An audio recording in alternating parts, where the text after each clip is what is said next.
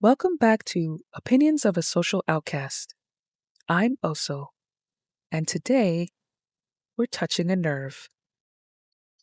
Because this isn't just about work, it's about control, it's about creativity, it's about what happens when a system convinces you that survival is success.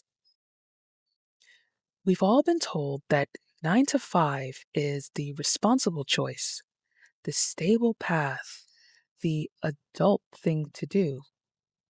But what if that's a lie? What if it was never meant to be the standard, just the system's way of keeping you productive, predictable, and too tired to dream? Some of us weren't built to live in boxes, especially the kinds shaped like cubicles. But where did this idea come from?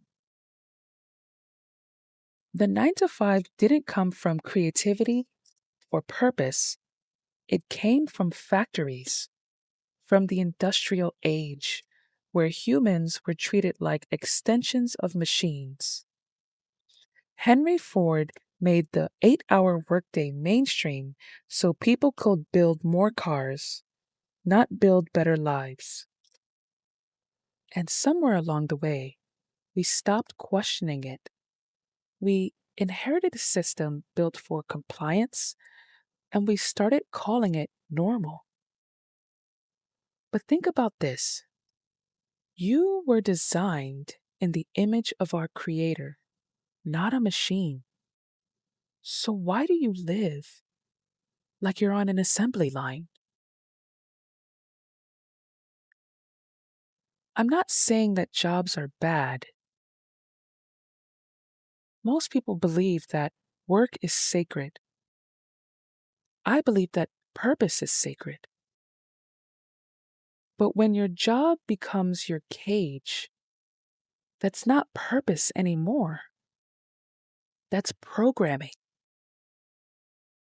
You wake up, you work, you scroll, you sleep, and then you repeat. You trade your best ideas for a paycheck that barely buys you peace, and it cannot buy you time. And the world calls it stability. But stability without freedom is just slavery with better branding. The 9 to 5 system doesn't just take your time, it takes your attention. It takes your energy, your spontaneity, the parts of you that could change the world if you had the space to breathe. You were born to create, not to comply. Yet most people spend their lives waiting for the weekend like freedom is a part-time job. I remember working in a job that looked good on paper. Decent pay, benefits, a steady routine. Everything society says you should want. But every morning, I felt this quiet panic in my chest, like I was watching my life happen from the outside. I'd sit in the crowded subway car thinking, this can't be it. And one day, it hit me. I wasn't tired from working. I was tired from pretending that this is what I wanted, that this was enough. That moment changed everything.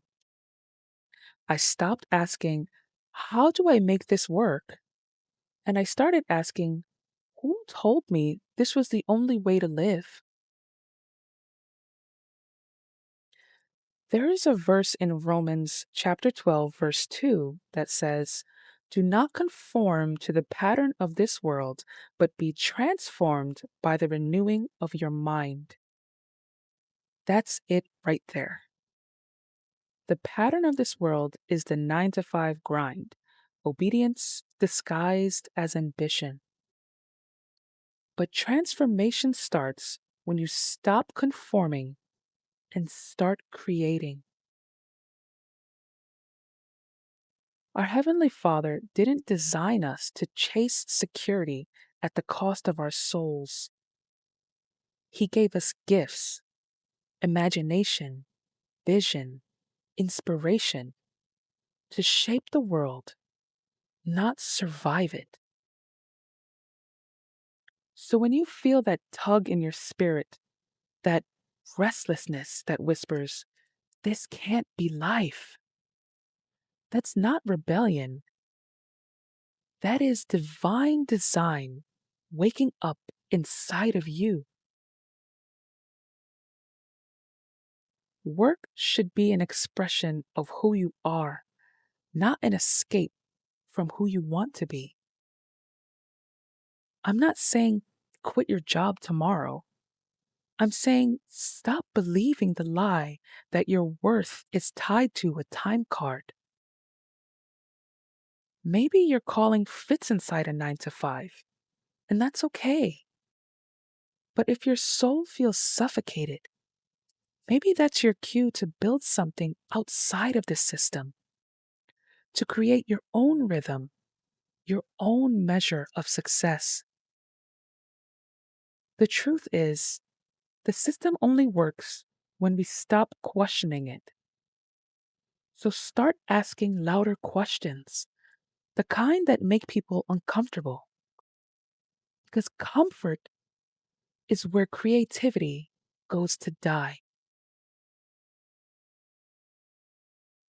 Here's what I want you to think about this week. What parts of your life are you calling stability, but are really just safety nets for fear? What would happen if you redefined success as freedom instead of approval? The 9 to 5 was never meant for everyone. And if that makes you the outcast in the room, good. Because outcasts are the only ones who start revolutions.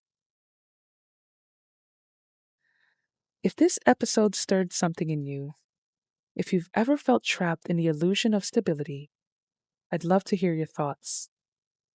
Leave a comment. Until next time, stay real and never confuse obedience with purpose. I'm Oso, and this is Opinions of a Social Outcast.